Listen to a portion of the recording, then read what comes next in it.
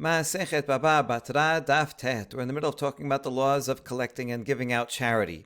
We saw a baraita on yesterday's daf that said Ulasia al kisatan, that the people of the city can make all kinds of rules and regulations, and they can even give fines for people that violate those regulations. So we begin the daf today with a story that relates to that law.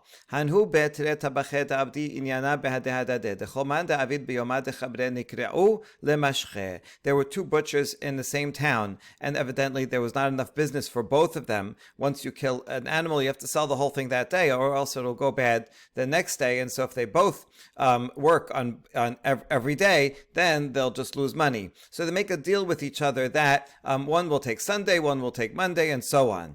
And they furthermore made a fine. Let's say today is not my day, and I go and I slaughter an animal today. So the fine will be that the hide will have to be torn up. The hide is valuable, and the butcher could sell the hide for a lot of money. And so if he goes and slaughters on the day that's not his, then he has to rip up that hide. And so sure enough, one time, one of the butchers went and slaughtered an animal on a day that was not his. And the other butcher came and he tore up the hide. He says, this is not your day. And then the case came to Rava, and Rava made the butcher who tore up the hide, he made him pay the other butcher back for that hide. Even though that wasn't that guy's day, he says, no, it's not in your hands to fine him. He didn't actually explain why. So Rava said, no, you shouldn't have torn up the hide. It was his right, it was his. But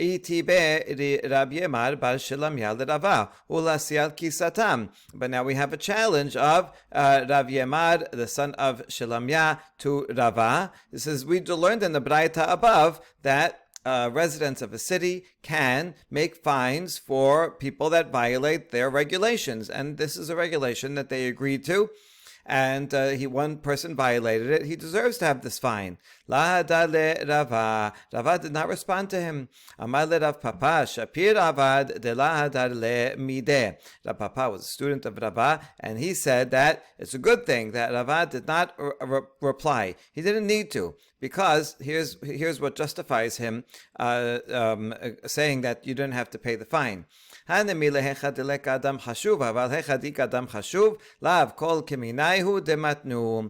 Braita says that you can make fines, make regulations and fines, that's only if there is not an important person in the city, an important sage that everybody respects. But if there is an important sage that everybody respects in the town, then it's not in the power of the residents to go and make up stipulations. The residents, of course, as they have the power, they're going to have leadership, because you need law and order there. And so, yes, they should do that if there's no great man. But if there's an important leader, sage, then he should be doing it, or at least be consulted in doing it. Or he will, if there's a problem that comes up, he will deal with it. And therefore, since in this city they had an Adam Chashuv, Rava himself is Adam Chashuv, so therefore this deal that they made, that one would rip up the hide of the other if they did it on the wrong day, was not valid, because this has to be done by and through the Adam Chashuv that's in the city. Tenor Banan, en mechashevin bistaka, עם גבאי צדקה, ולא בהקדש עם הגזברים, ואף על פי שאין ראיה לדבר. זכר לדבר שנאמר, ולא יחשבו את האנשים, אשר ייתנו את הכסף על ידם, לתת לעושה מלאכה, כי באמונה הם עושים. The Baraita teaches that we do not go and calculate and check the books and the sums of those who collect tzedakah, and regarding hikdesh, with the temple treasurers, we do not go and check. We talked before about that you have to pick trustworthy people, and you pick two people to work together, and they should act in a certain way. So you have to have trustworthy people, but hopefully once you have that, then you don't go and check everything that they came in, how much came in, how much came out, right? Now, it's a good idea for the collectors themselves to provide a financial report, but we cannot force them to do so. We should trust them. Now, even though there's no proof for this matter, there is a hint to it. There's no proof, there's no pasuk in the Torah, but there is a pasuk in Nevi'im where the pasuk in Melachim says, and they did not reckon with the men into whose hands they delivered the money to pay out to the workmen, because they dealt in good faith. These are the workmen who were building the Bet HaMikdash, and they did not look over all the books of the expenditures of what they were spending and giving to all the workers, because they were dealing in good faith. And so therefore, the much better, rather than pick an untrustworthy person and have to go check on everything they do, pick a trustworthy person, and then you just have general oversight, but you trust that that person is collecting and giving out properly. Amar Rabbi Elazar, af al pi sheyesh lo le'adam gizbar ne'eman betoch beto, yasur v'yimne shene'emar v'yasuru v'yimnu. Rabbi Elazar says, even though you have a trusted person who's a treasurer in your house, nevertheless, you should tie up the money and count it. There should be general oversight. Just like there was in the Bet HaMikdash, it says they tied up the money in bags and they counted it, so that there's an idea of how much is in each bag and how many bags there are, so that there is oversight into where it's going, even though the treasurer is dealing with all the details. Amar Rav Huna, bodkin limzonot ven bodkin lichsut. Rav Huna says that when a person is giving out charity, he should check. If someone's coming to ask for food, then you should check first. Is this person really poor that they deserve to take from the communal funds? So we check first. However, if they come and they're wearing rags or not wearing clothes and they need clothing, then we do not check. We'd give them clothing right away. And now, how do you know this? Well, you can bring a pasuk if you want, or if you want, I can bring you logical reasoning. Logical reasoning is, one is all embarrassed and shamed. He has no clothes on, so give him clothes right away. We don't go and check, oh, let me see, I'll make a call, come back in an hour, right? He's not wearing clothes. So give him right away. Whereas the person who's hungry, so okay, he's hungry, but he's not embarrassed. No one from the outside looking at him can tell if he's hungry or not. And so for that guy, you can say, hold on a second, we want to check to make sure, and then only give him food or money afterwards. Paros laraeb lachmecha beshin kitib paros vehadar hable beshin parosh והדר הבלה והתם כתיב כי תראה ערום וכיסיתו כי תראה לאלתר. Or I could bring you a pasuk. Let's look at the pasuk in the original. It says הרו פרוס לרעב לחמך. Notice that in the Masoretic text, our Tanakh, it says the word with a samech, which means to deal out bread, right? What should you do? What does Hashem want from you? That you should give bread to the poor, and aniyim merudim, we'll talk about this phrase in a minute, to the poor that are cast out. You should bring them into your house. If you see a person, you should cover him up, and from your own flesh and your flesh and blood, your family, do not ignore them. Okay, so that's a simple reading. We have a new feature in Ala Torah, which actually gives us the parallel Pesukim from the Qumran scrolls. And you see that in all the scrolls it has paros with a samech as well. However, in the Talmud here, they have a version of the text that has not a samech, but rather a sin. And that's the basis of this dirasha. So since the pasuk says hello paros, and you can read it as a sin, so same as a samech. However, since the ketib is a shin, we can read it according to the ketib, and that would be perosh, meaning go and explain, interpret, look into a matter. So that's what it means here. If a poor person comes because he's hungry, then first look into the matter. Go examine. Is he really hungry? Is he really poor? Before we distribute communal funds, we want to make sure it's going to a good cause. And in that same pasuk, it also says, if you see a naked person, then give him clothing. So ki tir'eh means as soon as you see him. So that's the source from the pasuk that for food, you have to wait and examine the matter to see if he's really deserving. But for someone who's lacking clothing, we give them right away. That's the opinion of Rav Huna. Rav Yudah says the opposite. Rav Yudah amar, bodkin lichsut ve'en bodkin limzonot. Iba'et ema sebara, iba'et ema kera. He says that we should check if someone really needs clothing, but if someone comes and says they're hungry, we give them right away. And we can explain this through reason or through a pasuk. Iba'et ema sebara hai kam sa'ara le, va'ila kam sa'ara le. Someone who's hungry is suffering. He's feeling hunger pains. You don't want to tell him, oh, you're very hungry, you haven't eaten in 2 days? All right, what's another hour? Well, let's go check if you're really hungry. No, we have to give him right away. A person could faint. And so that you don't check. But if a person is lacking clothing, okay, he has tattered clothing, he's not suffering, it's not dignified, it's shameful, but he's not feeling physical pain, and so he can wait a bit until we check to see if he's really poor. Or we can bring a pasuk, Iba et ema kera, hacha ketib, halo faros lara'eb lachmecha, peros la'altar uchde karinan, ve'atam ketib kitire arom v'chisito, keshe yera'e lecha. The pasuk says, give to the poor bread. So that means give him right away, as we read it. Even though it says a samech here, it does say as we read it, which means that even here it's assuming that's written with a sheen, and we read it with a sin, and therefore you cannot explain it as lifrosh, to go examine. Rather, it means give him right away if he's hungry. And then the rest of the pasuk says, if you see that he is naked, then give him clothing. That means it has to be seen by you. You have to look into the matter and make sure that it is true. Tanya kivated Rav Yehuda amar kasuni bodkin acharav parsuni and bodkin. We have a baraita that supports this opinion of Rav Yehuda. The baraita says, if a person comes and says, cover me, clothe me, then we check to make sure he's really poor. But if he says, sustain me, I'm hungry, then we do not check.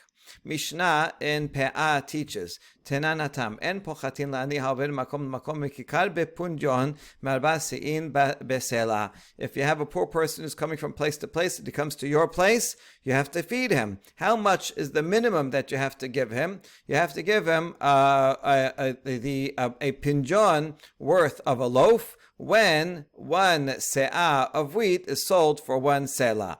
That turns out to be about the amount of food for 2 meals. Provide him for 2 meals. That's standard. It'll get him through the day. Lan notnin lo parnasat lina. If he's sleeping there, then you have to give him enough money to be able to sleep there. My parnasat lina amara papa puria ube sadya. So what does that mean? Provisions, not necessarily money. Provisions for sleeping is a bed and a pillow that he can sleep there. Shabbat, notnin lo mezon shalosh seudot. If he's staying in your town for Shabbat, then 2 meals is not enough. You have to give him 3 meals. Tana, im haya machazir al petachim en nizkakin lo. Another baraita teaches that if a poor person is going and asking charity door to door, then the communal fund does not have to give him money. Right? Pick one or the other. You already went and collected money from everybody door to door, so you can't double dip and also use the communal funds. If you want to use the communal funds, great. We raise money all the time to provide, but then don't also go door to door. And now we have a story about that.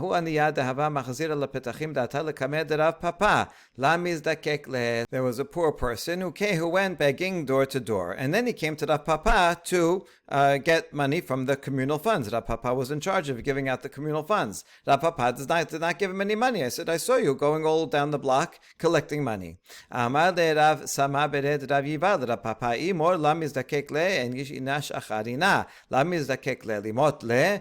Sama, the son of Rabiba, asked Papa, Master, if you don't give him money, then everyone looks to you, and then no one else is going to give him money either. What, do you want him to die of hunger? Why don't you provide for him? And so the Papa answered, no, because I learned the Braita. If he goes door to door, then the communal funds do not provide for him. I'm giving out the communal funds. Look, he's going to door, so he has to pick a lane. And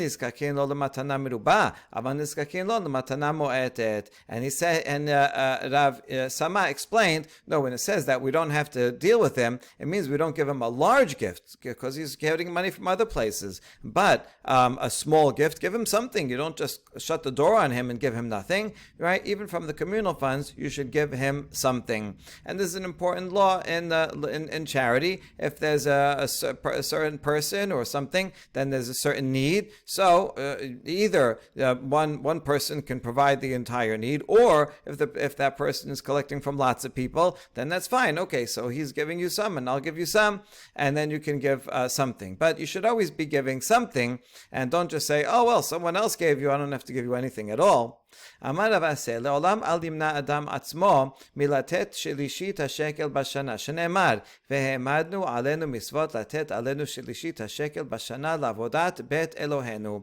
And Rav Assi along this line says a person should not prevent himself from giving at least 1/3 of a shekel per year. It's a relatively small amount, but the point is, even if someone is poor, give something to other poor. And how do we know this? Because in Nehemiah it says, we took upon ourselves mitzvot, commandments, that to give shilishit shekel, 1/3 of a shekel in a year, for the avodah of the Bet HaMikdash. Now this went towards the Bet HaMikdash, but giving to the poor is even a greater mitzvah, and so therefore that's the minimum that one should give no matter what. ואמר רב אסי, שכולה צדקה כנגד כל המצוות, שנאמר והעמדנו עלינו מצוות, מצווה אין כתיב כאן אלא מצוות. And Rav Assi further taught that giving tzedakah is equal to all of the other mitzvot, as it says in this pasuk that we took upon ourselves mitzvot. It could have just said we took upon ourselves a mitzvah to give 1/3 of a shekel. That's one mitzvah. Why is it called a mitzvot? Because giving charity is equal to all the mitzvot. Siman Gadol Mikdash Moshe. The next statements we can remember with a mnemonic. Here's Gadol. Amar Rabbi Elazar. Gadol. Hameaseh yoter min haoseh. Shneimar. Vaya maaseh hasedaka shalom va'avodat hasedaka ashket va'betach ad olam. Zacha halo paros lara'eb lachmecha. Lo zacha v'aniyim merudim tabi bayit.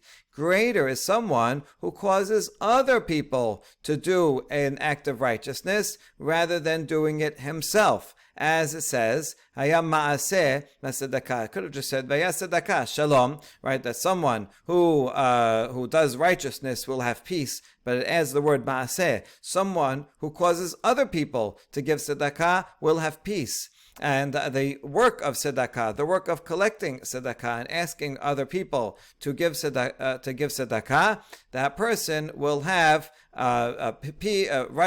quietness and assurance forever. Okay, why is it greater? Because sometimes it's easier to give money, to have to go make phone calls and meetings to collect from people for a cause. Then it's a lot of work. People say no, they hang up on you, and it's embarrassing. So therefore, while giving charity is great, getting other people to give, that's even greater. If a person merits and a community merits, then they will be able to give to the poor their bread. It's a great merit to be able to give.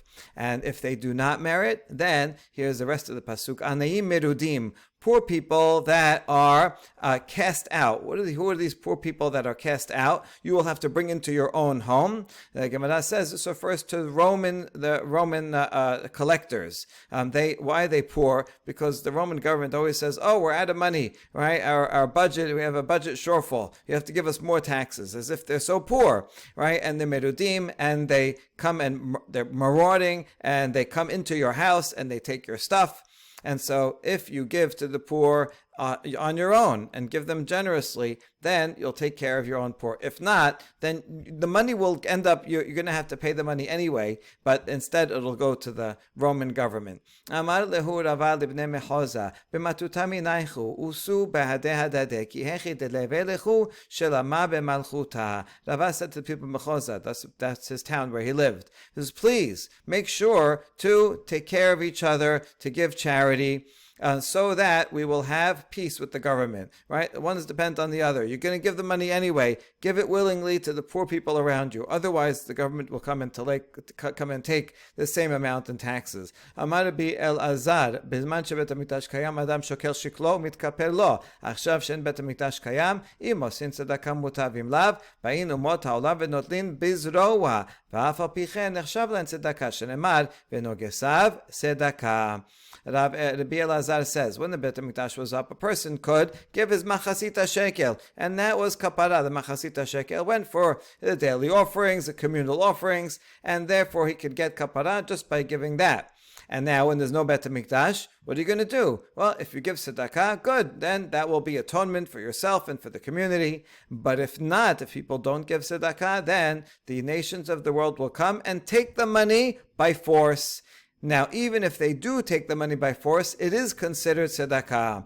As the pasuk says, I will make your oppressors charity, meaning the money that you give over to oppressors is called charity. There's a source to say that at least some of our taxes can be counted towards maaser, because some of it does go to poor. Someone who gives more than average is helping to the poor that they would have to give less, and therefore still it's better to give it willingly and give tzedakah, but nevertheless, even if it's taken by force, it is considered tzedakah. Amar Rava, hamileta ishta'e li ula mishagsheg orhate de'ime mishmed Rabbi Elazar. So Rava reports that the following statement was told to him by Ula. Ula here is not referring to the Amorah named Ula, but rather it means infant. It was told me by an infant who messed up the ways of his mother. Okay, we're going to see a story about this that's actually referring to Rav Achdevoy. We'll see why he's called that. But anyway, for now, he said it in the name of Rabbi Elazar. That he donned charity like a coat of mail. A coat of mail is armor made up of little pieces of metal that are all attached together. So what does this pasuk mean? Lo ma'alecha ma shiryon ze kol klipa uklipa mistarefet le shiryon gadol av tzedakah kol peruta mistarefet lecheshbon gadol. So why is tzedakah compared to a coat of mail? So just like a coat of mail, every piece of it, every metal section joins together to make one big piece of armor. Each one by itself would not be very helpful, is not going to stop a sword, but all of them together makes a big shield. So too tzedakah. Even if one cannot give a lot of money, but you give something, like we said before, always give something. Even if you give one peruta adds to another peruta, and you end up with a lot, with a big sum. So everybody should do their part, even if it's a small amount.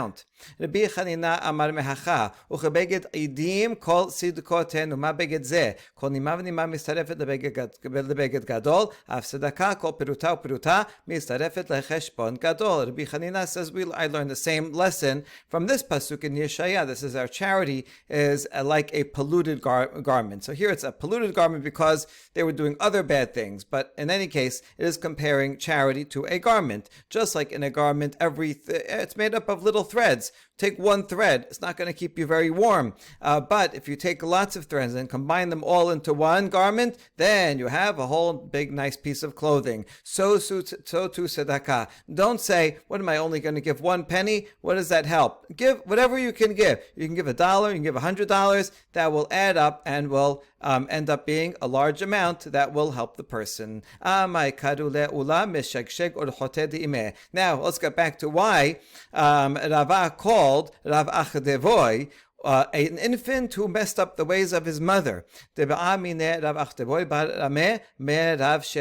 see Rav Achteboy, the son of Ameh. He asked questions to Rav Sheshat, but he did so in a disrespectful way. How do you know that a Mesorah, while he's counting his days to become Tahor, when Mesorah, once he's healed and he's not a Mesorah, he doesn't have the skin disease anymore, then he has to bring birds on day 1. He counts 7 days, and then after that he brings korbanot, and then he's fully pure. But in the meantime, how do you know that he still can cause tum'ah, impart tum'ah to another person if he touches that person? That was his question. Rav Sheshat answers, so he says, since the pasuk says that his clothes get tameh, he has to wash his clothes, so just like he has to wash his clothes because he's touching them, so too it makes sense that he has to, that if he touches someone else, then that person also will become tameh.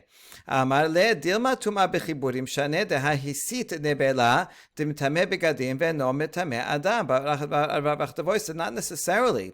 It could be that connected impurity is different. Connected meaning when you're wearing something that's more closely connected to you than just touching something. Because look, after all, we see that if someone moves a nevela, an animal carcass, causes tum'ah, and if someone moves it even without touching it, then that person becomes tameh. Then that person who was tameh because he moved a nevela, his clothing becomes tameh, but if he touches someone else, that person doesn't become tameh. So we see that wearing is closer than touching, and therefore, just like this guy who moved a nebela only makes his clothing tameh but not a person, so too maybe the Mesorah makes his clothing tameh but not a person. So he rejected Rav Sheshat's proof.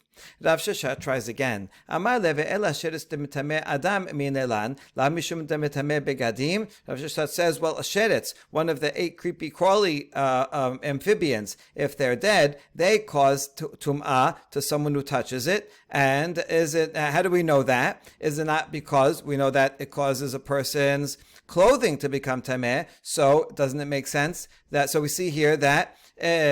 How do we know that it makes someone else tameh? Because it makes clothing tameh. So we can derive that if something makes clothing tameh, then it makes a person tameh. And that's how I can answer your original question here about the Mesorah. It makes clothing tameh, so too it makes a person tameh. But Rav Achtavoy does not accept that. Amar le sheres behedjaketibe o isha sherika bechol sheres. Sheres, it says explicitly in the pasuk, anyone who touches such a dead creepy crawly, that person becomes tameh. So obvious. So that's we don't need to derive that a person becomes tameh from the fact that clothing becomes tameh. So he rejected that proof. Rav Sheshat tries again. Ela shichbat zera tameh adam minelan lav mishum dehoil umetameh begadim metameh adam. So how do we know that someone who had a seminal discharge, he causes tum'ah to someone he touches? Isn't because we know the pasuk says that his clothing becomes tameh. So don't we derive one from the other? So this is a good derivation. See, Amar le shichbat zera nami behedjaketibe o ish lerabot et hanogeh. And Achtavoy says, no, that's not a proof, because regarding someone who sees shechbat zera, it's the pasuk says explicitly, not quite explicitly, but from the extra word, or ish, that teaches us that not only his clothing is tameh, but also if someone else touches him, then that person is tameh. So there is no proof. Now this seems like a fair conversation. He's asking questions and answers. It's fine. However, what we don't see in these words is Rav Achtavoy's expressions, and he was answering each one in a mocking way. He's like, that's what you think? Oh, that's so silly. And he was saying it in a sarcastic, mocking tone, which was very disrespectful to Rav Sheshat. Halash da'ateh Rav Sheshat. Rav Sheshat became embarrassed and depressed. Ishtik Rav Achtavoy bar Ameh v'itchakar talmudeh. As a punishment, Rav Achtavoy became mute and he forgot his learning. Like, this is how you're going to use your learning to make fun of other people? Okay, now you won't have learning and you won't be able to speak. Ata imeh v'kabachya kameh, savcha savcha v'la ashkach ba. So now the mother of Rav Achtevoy, now that is how she's coming in, she sees her son mute and forgot all his knowledge, so she feels bad, and she comes and cries in front of Rav Sheshet, and he doesn't listen, and she screams and screams, but he doesn't listen. He ignores her. Amra le hazeh lehani chadya demasit minayhu berachame aleh ve'itaseh. So his mother, out of desperation, what else? She didn't know what else to do. She exposed herself, and she says, "Look, these breasts from which."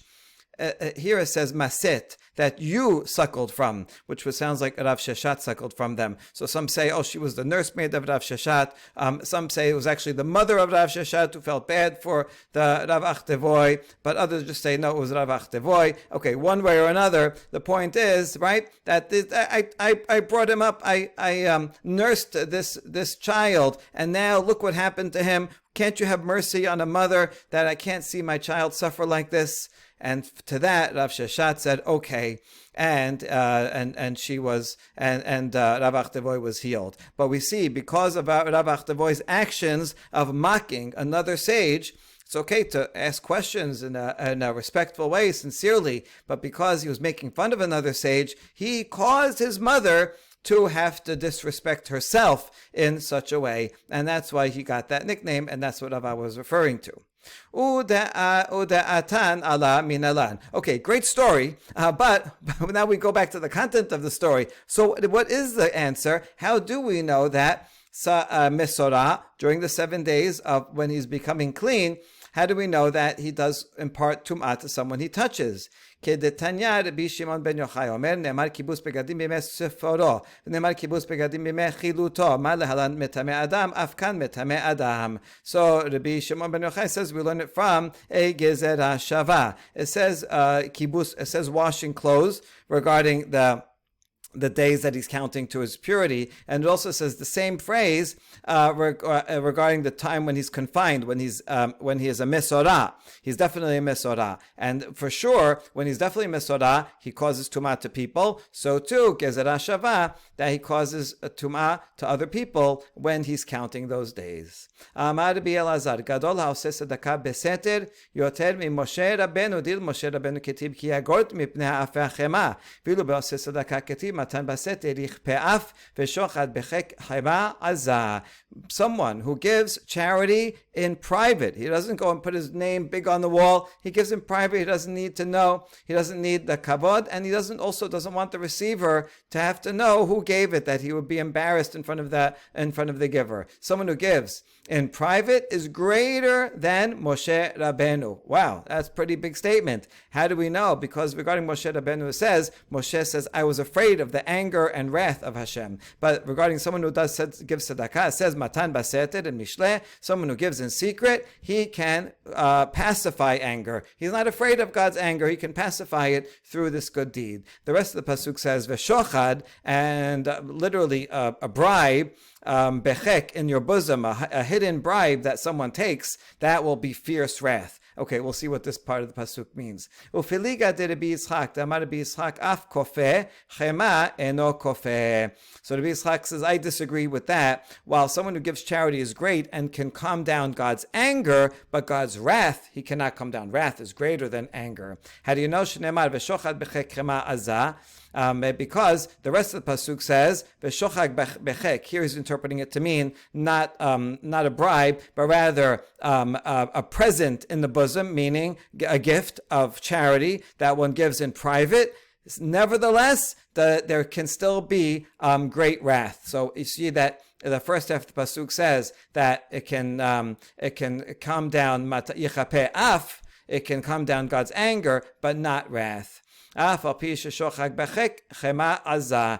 though someone has a present that he gave to the poor in his bosom, in a hidden way that he gave it, nevertheless, God's wrath can still rage. Another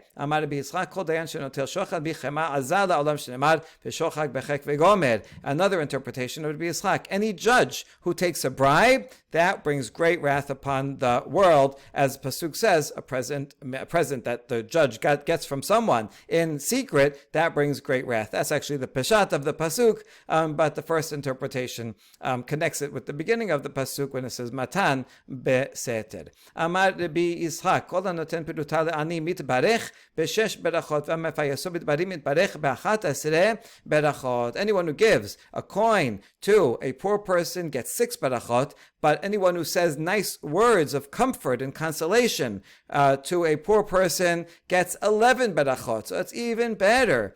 How do we know? From Pesukim. Hanoten peruta le'ani mitbarech b'shesh berachot dichtiv. Halo paros v'gomer v'ani merudim tabi bayit v'gomer ki tir'eh arom v'gomer. This is all from the Pasuk in Yeshaya that we saw earlier. It's skipping the words in the middle, but if you look there, it says someone who gives to the bread to the poor, Hashem will, your light shall break forth like the dawn, your health shall spring forth speedily, your righteous shall go before you, the glory of God will be in your rear guard. You shall call and Hashem will answer, and when you cry, Hashem will say, here I am. So you see 6 wonderful blessings to someone who gives money to the poor. And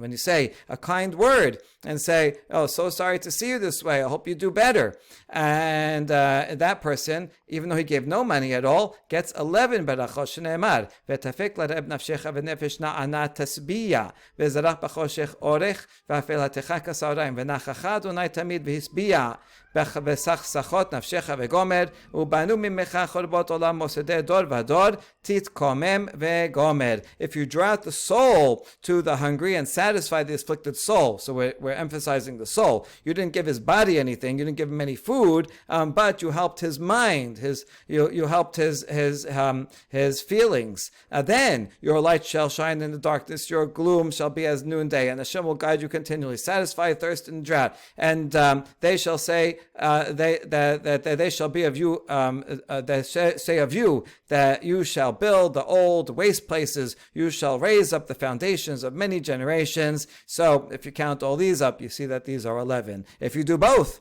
give charity and a kind word, then you get all of these blessings. Amar Rabbi Yitzchak, Mai dichtiv, rodef tzedakah v'chesed, Yemsa Hayim Tzedakah v'chavod. Another pasuk in Mishlei, someone who pursues charity and mercy finds life, charity, and honor. What does this pasuk mean? Mishum terodef tzedakah, yimsa tzedakah, doesn't make sense. If you pursue charity, then you will get charity. That means if you give charity, then what? You're going to get charity? Well, that doesn't make sense. Anyone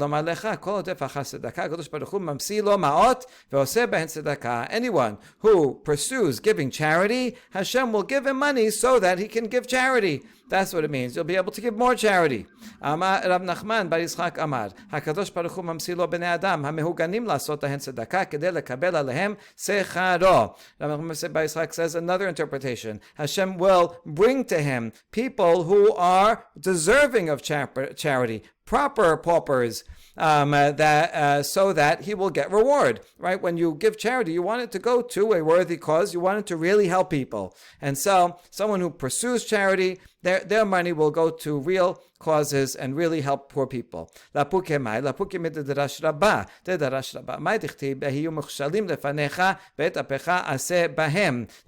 exclude what? As opposed to what? To exclude the teaching of Rabbah. For Rabbah taught, when the pasuk says in Yirmiyah, let them be made to stumble before you, deal thus with them in your time of anger.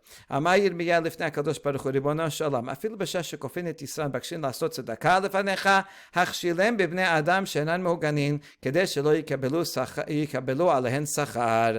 Yirmiyah is talking about these evildoers, and he says to HaKadosh Baruch Hu, even when these people, these wicked men, they subdue their evil inclination and they want to give tzedakah, make them fail. Bring to them people that are fraudsters, that take their money, that really aren't poor, so that they will not get reward for their giving to the poor. So this is the opposite of Rav Nachman bar Yitzchak. They both agree with each other. Rav Nachman bar Yitzchak is saying a righteous person who really pursues charity sincerely, they will merit that their money will go to worthy causes and worthy people. Whereas evil people who all of a sudden they say, oh, I want to be good, but they're not sincere, they'll give charity, but their charity will be taken by fraudsters. Rabbi Yehuda ben Levi Amar, Kol haragil la'asot tzedakah zocheh, havyan lo banim ba'alei chokhmah, ba'alei osher, ba'alei agada. Rabbi ben Levi says, anyone who gives charity on a regular basis will merit, and he will have children that are wise, that are masters of wealth, and that know Agada as well. How do you know? From that same pasuk. Ba'alei chokhmah dichtib, imsa chaim, ba'alei osher dichtib, tzedakah, ba'alei Agada dichtib, v'chavod, kitib hacha, v'chavod, uchliv hatam, chavod hachamim in halu. The pasuk says that they will be wise, because it says they will find life. What is life? Life is wisdom. And they will be rich, because it says they will get tzedakah. They will get tzedakah. As we just said, they will have the opportunity to give more tzedakah because they're going to make more money. And they will receive agada because the pasuk says honor. It says over here honor, and it says in a different place, kavod hachamim, the wise shall inherit honor, so they will get all the wisdom that is taught in the agada. And so we see all the great value of giving tzedakah on a regular basis, giving a lot or giving a little, whatever one can give. One has so many benefits and brings so much blessing. Baruch Adonai Le'olam. Amen v'amen.